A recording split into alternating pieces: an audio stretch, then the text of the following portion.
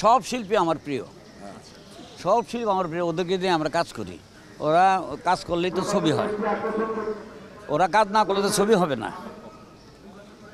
সব শিল্পী আমার প্রিয়, যারাই পাস করুক।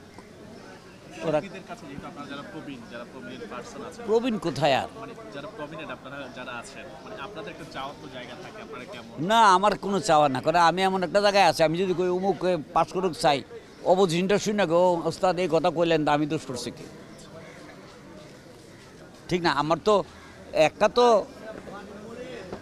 ইয়ে আছে যে অমুকে পাস করুক, আছে না? ওটা বলা তো তাই বইটা। সব মিলে এখন তবে নির্বাচন তো খুব সুন্দরভাবে আসছে, ভোটার থেকে পুলিশ বেশি দেখতেছি। হ্যাঁ, এটাও এক ধরনের আমাদের কাছে যারা গণমাধ্যম না, ভালো তো, ভালো তো।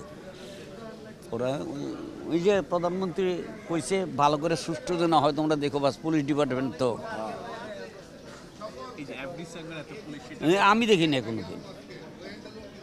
আপনার কোনো অভিমান আছে কিনা? না না, কেন অভিমান থাকবে?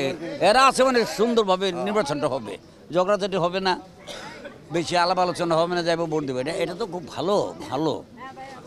এটা আমি একটা ফুল সাপোর্ট করি এটাকে।